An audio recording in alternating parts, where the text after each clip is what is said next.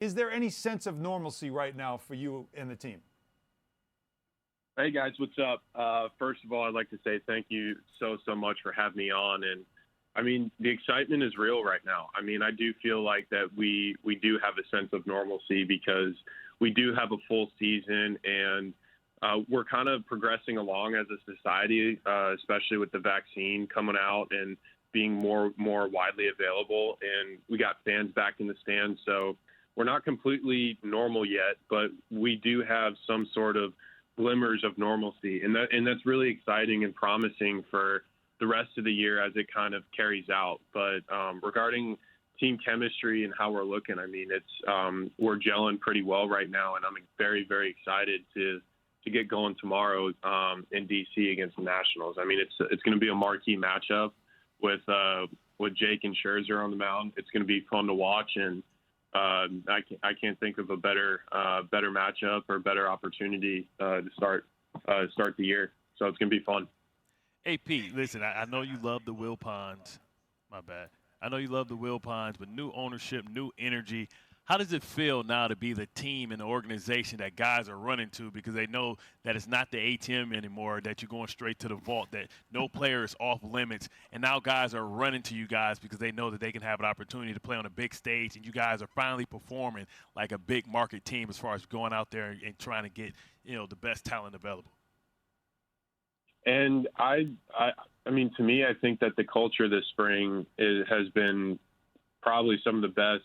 I know I've only been in the big leagues for this is going to be my third year, but regarding culture and that mentality that you're talking about, I think that this is kind of the vibe and the feel that I got right now. It's some of the best. I think this is some of the best. This is probably, I don't know. It just feels different, and as opposed to all the other teams I've played on, and it's exciting. It's invigorating, and I can't wait to get this season going, and not just for opening day, but I'm excited for the entire season, the whole season grind, and it's going to be exciting to go to battle with the personnel we got, because I think we got a hell of a club, and it's going to be fun. Pete Alonso joins us here on Bart Hahn, ESPN Radio, as the Mets begin tomorrow, opening day tomorrow, all around baseball, and why not a matchup with the Nationals? You mentioned that, so I've got to ask you this, because Buster Olney said that he believes that Jacob deGrom, who has already won 2 Cy Youngs, and really, again, last year when you look at his numbers, they were fantastic as well, and with the offensive support that he's clearly going to get with this team that is a much better team offensively this time around with the addition of Lindor, but he believes that deGrom not only would be another Cy Young candidate, but he thinks he could be the MVP of the league. Have you ever, now I know you'll be biased, so I won't even ask if you agree, but what I want to ask, though, is have you ever had a chance to face him, even like, would it be batting practice, or have you never had a chance to hit off him, and what was the experience like? So when we do our live ABs before we start camp, I mean, he looks electric every single time, and he's so incredibly sharp, and for him, he just stands above everybody else. Like he's in his own category, and I mean, MVP, he's got a great chance to win that. I mean, Cy Young, obviously, he's got 2 of them now in the books, but the one thing that I think he's going to end up doing, I think Jake deGrom is a Hall of Famer. I think that's how much I think of him, and if I was going to be a person that were to vote for him, and I think that's probably going to be the thing. I mean, Jake is a bona fide Hall of Famer, and he's the best in baseball, and I think he's the best pitcher of this current generation. It feels like the only thing he's missing, right, is basically that ring. He's gotten to a World Series, but he gets a World Series championships. He's got the 2 Cy Youngs. The way he's pitched, I think you're obviously right. I think Cooperstown's waiting for him already. But just the cherry on top for a career like that, obviously, is a championship. Oh, for sure, and hopefully it's not just one. And for me, I think that we have the personnel to.